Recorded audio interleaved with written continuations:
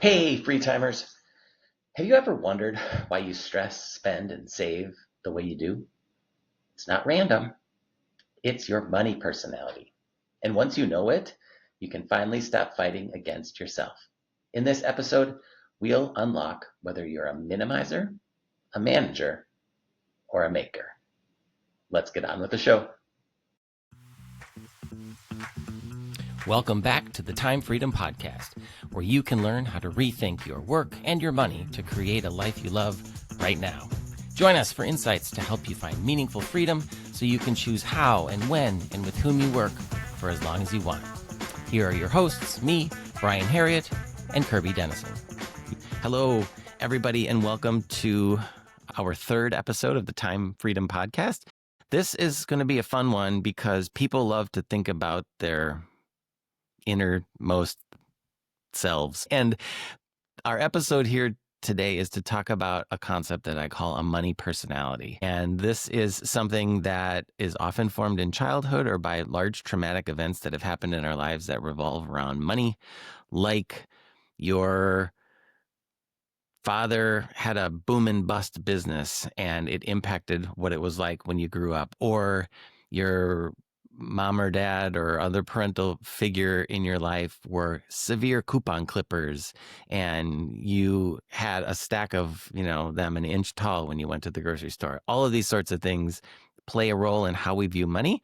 And I find them personally very interesting because up until 5 years ago, I never even thought that anybody else could have a different view of money than I did. I just thought everybody looked at it the same way that I did. So before we get into it, I want to introduce my co-host, Kirby Denison. She comes to us from, well, what I can tell you about Kirby is that one time she showed me out of the window of her office and it looked like a scene from Twister, where it is just flatness as far as the eye can see, and I could just imagine a storm rolling in. The other time she sent me pictures of a whole bunch of cows that had escaped from the neighboring farm, and they were all over her yard, probably eating the garden. Oh, she also Yes. is, and she also owns Kirby and Company, which is a where she provides services as a fractional CEO and a business coach.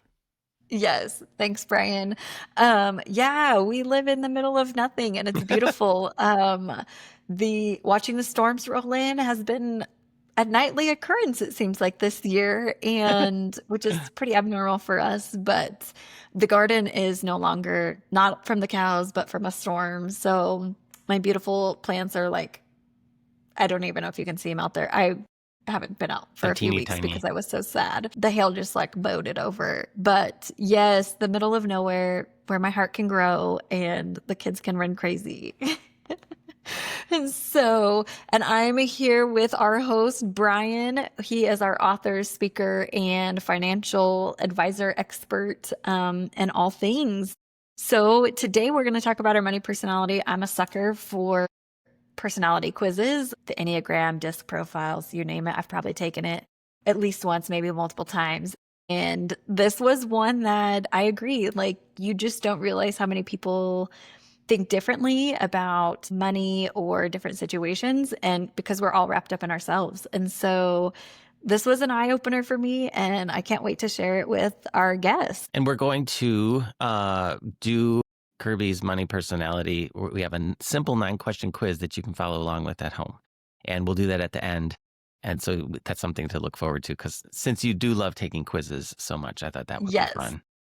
Some background about how I got interested in this topic. There's some authors and researchers. They're a father-son team. Their names are Ted, I think is the father, and Brad Klontz. And they have written some papers and written some books about what they call a money script.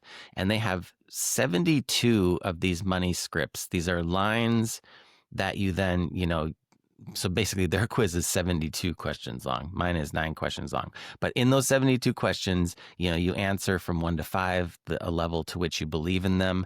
And then that helps determine what your money, your kind of your superscript is, your primary money script. And let me give you an example of some of these because I want you to think about these. And because again, what's so amazing to me is that like if I have a visceral reaction to one of these. It's so crazy to me that somebody could actually think the opposite. So here's an example of one, and these three kind of fit together. So this one is, think about these and if you believe in this or not. Money brings out the worst in us. Okay, that's one. I'd rather not think about money, or I don't deserve money. And this is usually in the context of like having it received an inheritance that you think I didn't have any part of earning that money. So these as a group fall into a category that I call money minimizer. And it's not, it's just that you'd rather not deal with money or not think about money, or you don't place a lot of value in money. And the true to life representation of this is my wife's mother. Her name is Nancy Coleman. She's a wonderful person. And she's one of those people that will get the spatula out of the peanut butter jar and clean every last ounce of peanut butter out of the jar before throwing it away. And so much so that Claire and her brother and sister have taken to as a joke, sometimes doing the same with their own peanut butter jars and sending a group text message with the local, their version of the peanut butter jar. Or she will never take a special trip to town unless she has 5 things going on. And there's, other many funny things that she does, but that's very important to her. And that allows her to get a lot of money, a lot of value out of what little money they need to live a wonderful life. And yeah, and I just love to poke fun at her for buying. Here's another one. She bought 50 boxes of Fruity Pebbles because they were $1 a box. And what a deal. I mean, how could you not buy 50 of those? But I ate her out of them in like about, I don't know, 50 boxes took me about 2 months to eat down. It's terrible. You were saying. The serial killer. Yes, that's Yes. still a problem for me. The same. I cannot eat a bowl of cereal because I literally will eat half a box. And I don't know where it goes, but I just eat it all. I have no control. That brings up to me the, when you open somebody's fridge and it's full of the butter dishes, the Betty Crocker, because they don't want to spend money on the real butter, like Tupperware. Yeah. And so you're like, is it butter or is it a leftover? Like, not really sure.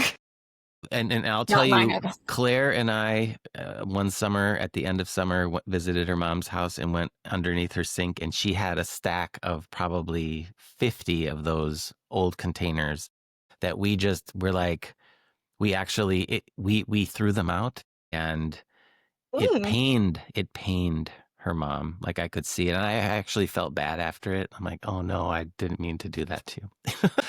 I want to continue on with another money personality, and this is called the money manager. So this is the personality that financial advisors love, right? You're like the saver type.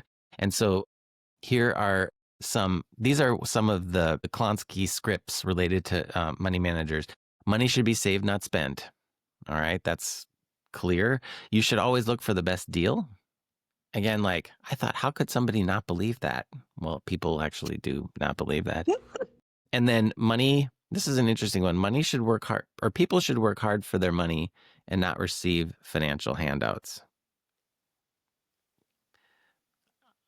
I've always been, and I'm not proud of this, but a stingy person to give money to someone needing it on the street. It's terrible, but it's ingrained because of a personal story when I was a kid where my mom said, never give money to a person on the street because they're just going to use it to buy drugs, which, I mean, I'm not proud of that. Compared to Claire's sister, she will give whatever she can to help someone out. I so respect her for that. It's pretty awesome. So that's a money manager. And then the third category of money personality is called the money maker. I mentioned this in a previous episode, my son, right? And these are the statements like money buys me freedom, or there will always be enough money, or here's a good one, if I need more money, I'll go make more. And that is, and this, like my story about Theo is, you're supposed to teach your kids how to save by having the 3-jar method, where when they get birthday money, they put a third in for spending, a third in for saving, and a third in for charity. He somehow convinced us that he should spend it all. I don't know how he did it, and that he would go, wash our cars as a little kid to make more money. And that's how he looks at life. So I saw you nodding about that. You also think you could just go make more money if you needed to? Yeah, I definitely feel that. I think there's spots of each of them coming from different areas of my life. And also, like, I have one child already that's like, she saves every ounce of it. And the other one's like, well, if I do this many things, then I can go do that. We have a stone jar. And so they can do chores and earn different things. And she never has anything in her jar because she spends it. And she's like, I'll just make more. Where she's with Theo on the fact that I said I would pay her to clean my office. And the oldest said she would give, she'll charge $5. Aubrey, on the other hand, I'm going to need $25 for that.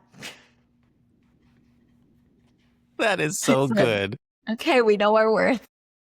I think that's so great. And what it like, I think you must just be born with some of this stuff too, because like they have the same upbringing. Like, how could they be so different Right. at something like that, you know? And so that kind of leads to my point, which is, you know, we talked about last week the different components of the time freedom formula and how you just have to be good at one of them and you can reach time freedom. These money personalities align with those individual components of the time freedom formula. And so, for example, if you're a money minimizer and you're not all about money and you just don't spend much, you're going to make the biggest natural gains by focusing on lifestyle expenses. If you're a manager, you're going to make your gains by focusing on investment income. And if you're a money maker, of course, your entrepreneurial and your flexible work is going to be where you want to focus. And so that's that's kind of like the key connection point here for how you look at how you versus how you can find time freedom fast in a way that is comfortable for you, right? Because like you reminded me before, there's so many different ways that you can do this. It doesn't have to just be one way. Yeah, and you can pivot along the way, I think, which is what's Yes. beautiful too in all of that. So let me if I can tell you a story about pivoting. So this is a question that I will sometimes get, which is, do I have to do my natural strength? Right. And I have a personal story about this too, because I believe that I'm an entrepreneur now. I'm a proud entrepreneur. I love that I'm an entrepreneur and I think that entrepreneurship is wonderful, but I am not the story that you typically hear about the kid that would, you know, go buy the large packet of candy and then individually wrap it and then sell it at school and, you know, mark it up and make a bunch of money. That wasn't me. I didn't do any of those like things that would give me the early sign that he's going to be an entrepreneur. In fact, so I used to mow lawns as a kid and I made $20 here and $20 there. And at the end of one summer before the next year, my dad said, oh, hey, you want to make a business out of this? And I thought, I don't know. I like my summers. I don't think I want to do that. And again, like I still didn't start a business, but that just goes to show that you can still become an entrepreneur later, even if you didn't show signs of it early. And I write a little bit about this in the book around two areas when it comes to entrepreneurship, which is where if you don't know if you're thinking of becoming an entrepreneur but you're not one, there's two things that you need to overcome, and one is this idea of entrepreneurial capability. And so entrepreneurial capability is, do you know the skills? Do you know, what you need to focus on, how to do those sorts of things? That's all very learnable. And these are the things that I teach in the third major section of my book, which is how do you actually step into these things? That's very tactical. But the other one is more mental, emotional, and it's entrepreneurial identity. So this is asking yourself the question, am I an entrepreneur? Am I cut out for this? You know, there's the questions. I was talking to a friend about this specific thing because I'm like, oh, you could just go do this on your own. She's like, I don't know. And the reason is because she's like, I'm not sure that I would know what to do to start. And then once I got in, I'm not sure that I could actually pull back and I'd probably go all in and like be more, work harder than I even work as an employee, so like, but the key message here, I believe, is kind of comes back to that pretty well-known book by Carol Dweck about mindset. The fact that, some people look at life as through this like fixed mindset and some people look at it as through a growth mindset. And I think I'm a growth mindset person. And, instead of saying, I could never do that, if you start to question, how could I do that? That's like a kind of a gateway question to be like, well, maybe this is an identity that could happen for me. And so I do believe that while it's certainly easier to work in an area that fits with your natural money personality, you can still develop strengths and other money personalities to help you out on your journey to time freedom. I think that that's a really good point too, with the like identity piece of it, because so many people say, oh, well, why don't you just go do that for yourself? And I kind of have that same like feeling before I started my business. Like my dad was an entrepreneur and, kind of that boom and bust thing. And then ended up going back to a more corporate job. And my mom the same way, kind of like did her own thing for just a short time. And so it's like, well, if that's the cycle, because that's what we know, then, and it goes even back to this money mindset thing, like, but if that's what you know, then it is a little scary, but you also get to bet on yourself and you get to do so many more things like that you can't fit into a box when you are at corporate. So I love that. I was wondering if to help the listeners and viewers, I want to go through these questions in this quiz, but before I do that, it helps to ask some kind of more broad questions. And I was wondering if I could just ask these to you and see if you're good answering some of these things. So yeah, let's do it. You'll see them there. They're on our cheat sheet. For the listeners, we kind of script this out a little bit, but it's pretty natural. So here's the first one. Actually, what is your first memory? And if do this at home if you want. What's your first memory related to money? I understand if you had to think about it for a little bit. Yeah, two come up for me. The very first one was, back when my dad had his own business, it was always talks. Like I remember my mom and dad always talking about money and that we couldn't afford things and that scarcity mindset because we didn't know what was going to happen with the business. And kind of around some times of like some other family stuff going on. But the second memory that came to mind was I remember balancing my checkbook, and I had never balanced a checkbook before. I was in high school and we had just gone on a cruise, and like, you spend whatever and then you come back. And I remember balancing my checkbook and I was like, oh my gosh, I have like 20 cents left in my account. Like, how did that happen? Because I think it's so easy to do if you're not physically counting it, that it's just like, oh, swipe, swipe, swipe. And that was my very first. And then I was like, oh no. So I went into that minimizer space of like, we have to save. And then also the management piece. So those are the two first memories that come to mind, actually. When you went to school, did you get hit up like for a credit card right away? Like they classically do? So actually I fell into the Wells Fargo scandal thing that happened. No. So I was 18. Always had a local bank, and I was like, I moved to a bigger town when I went to college. Wells Fargo, I was like, oh, they're nationwide, worldwide. I'll just go get an account there. Reputable. So they forced me. Yeah. So I thought. Yeah. So they forced me into a checking account, a savings account, and a credit card like a month after I turned 18, probably. Then I didn't know any different. Obviously that came out much later. But now I am thankful though that it's the longest thing I have as far as credit wise, because I got it right when I was 18. But yeah, it was a little scary and my parents didn't talk about it. We didn't talk about money in my house. It was always behind closed door, mom and dad. And we didn't really, as a family, talk about it. I took one accounting class in college, and that was to check a business box. And when I actually took my accounting class was when a lot of things shifted for me. And I would say up in the past until recently that I had a different, more nervous relationship with money, and it's not that way anymore.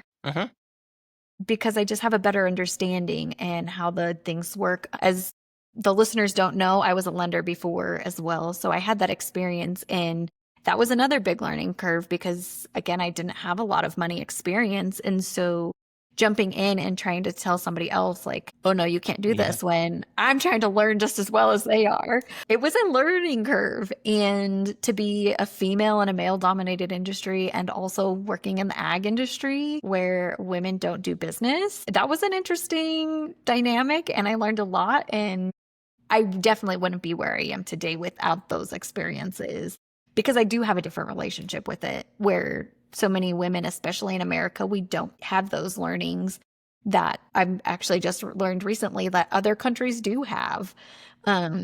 they have accounting in high school and they have like basic finance classes, and we didn't have that.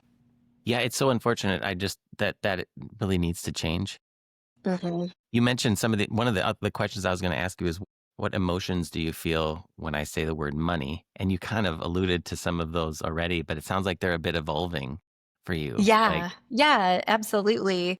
And I think the more you know, the better you know, right? And so, like, just the better off you are. So you say money, and I was like, oh God. Now I'm like comfortable. I can talk about it. I can say, like, no, we're not in a good place, or like, no, Yes. this month's great. And especially being an entrepreneur, you have to know your numbers. And that has also helped me evolve, I think, in the last year, because you have to know that you're making money. Like, can you hire support? Does it make sense to not have somebody support you in this venture, in that aspect, and also still being your income to survive? Here's another thing again, like that I had never really thought of before, but oftentimes, what do they say? One of the main things couples argue about, or quarrel about, is money. Well, it's probably rooted in different money personalities, right? So Oh, that's a good point. if you're I'll just go make more money, and you're married to we need to scrimp and save because we don't know what's going to happen, like that, you're coming at it from two totally different areas, and so it would make sense that you would quarrel, right? Because it Yeah. doesn't fit. So I'm gonna pause on those questions so that we can do the money personality quiz. Yes. Let's do it. And so it's very simple. It's actually a quiz of a format that I use throughout my book, which is like it's a statement and then it's a 1, 2, or 3, and you can kind of keep track of it on your fingers if you want. And it'll, at the end of the day, it'll help you determine if you're of this money personality. And so for the first one, it's money minimizer. And so I have 3 questions, and the 3 questions for each of them, it's like 1, no, 3, 2 kind of, and 3, yes, this describes me. And then by the end, you could have a minimum of 1 plus 1 plus 1 is 3, and the maximum is 3 plus 3 plus 3 is 9. And based on that, I can tell you if you're that or not. It's pretty simple. So here's the first one. I've lost touch with a family member or friend due to their money choices. Yes. Okay, so keep your score. I am generally uncomfortable around money. It's changed for you, it sounds like. Yeah, I'm going to say kind of. Okay, so 3 and 2. And then I have been taught that too much money can lead to bad things happening. No, 1. Oh, so yeah, it's interesting. 3, 2, 1 across the board. So 3, 2, 1. Okay, so let's just hold that. Can you write down that number? Yes, So 6. I won't reveal until the end. So the next one are questions around money manager. The first question, I've always been a good saver. 1, 2, or 3? 2. I always look for the best value my money can buy. Yes. Yes, that's me too. 3. And I have or intend to have a large nest egg for use later in life. Yes. Yes, 3. Okay, so what was that? 2, 3, 3? Yeah, all right, so 8. Got that one. And the last one is maker. I've had experiences where money seemingly just appears out of thin air for me. 2. I can't say it's not happened, but it doesn't happen often. This is something that I learned from some people around. It's like around the manifestation of things that you want in your life. You're like, man, I got to make some money. And then all of a sudden it just starts happening for you. So that's where this question comes from. I'm sorry, what number did you give that one? 2? 2, yeah. All right, here's the next one. I love the thrill of selling someone something great. No. No, not really. 1. Not a salesperson. And right, that's another likely moneymaker, is if you're not an entrepreneur, you're in sales. And the third one is, if I need more money, I'm able to figure out a way to make more money. Yes.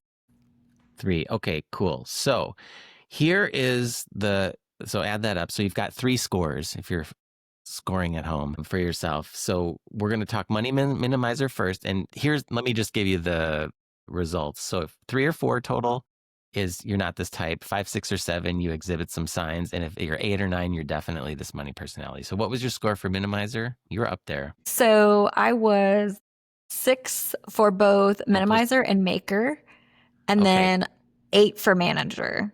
which makes total sense. 8 for manager. Okay. Okay, cool. So, I mean, hopefully by doing this, you're like, oh yeah, that does make sense for me. And most of the time it does work out for people. What's interesting is some people are just very high in one area, and that's okay because you can still achieve time freedom by mapping to the right part of the time freedom formula.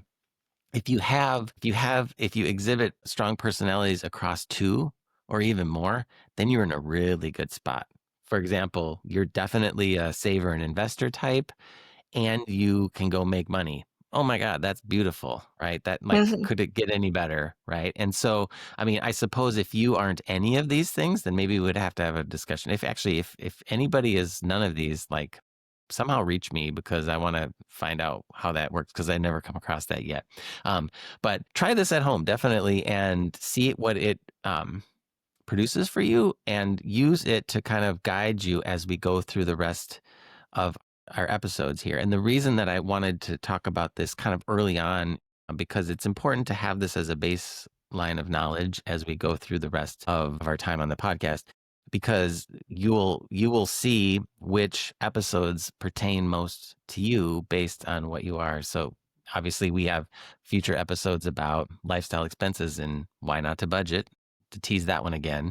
And if you're in the minimizer category, those will be of particular interest to you. Later, we talk more about lifestyle business entrepreneurship. If that's really not your thing, then you may not want to listen to those episodes, or maybe it can become your thing and you do want to listen to those episodes.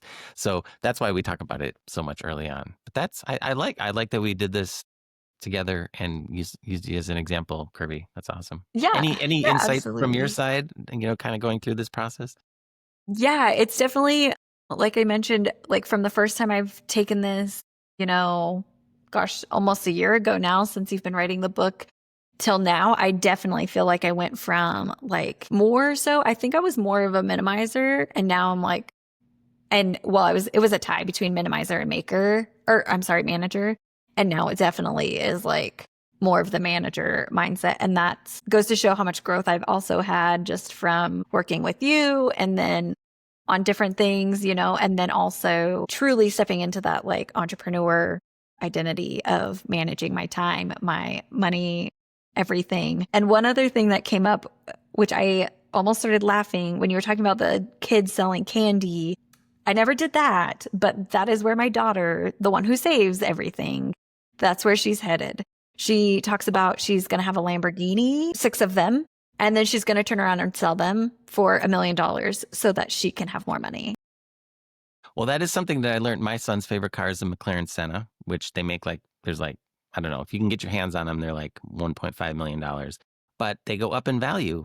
I'm like, so he's trying to tell me it's an investment. It's not a cost. So that's why we should buy one. So next week if you are feeling like you're behind in retirement, next week we're going to talk about a different way to approach the concept of retirement. In fact, I'm going to tell you not to build a giant nest egg, a giant mountain of savings. I'm going to tell you about a different way to do it. And so until next week, make sure you give us a nice review, or give us a review, give us an honest review. If it's 5 stars, that would be great. And like and subscribe on YouTube. And we look forward to seeing you next week.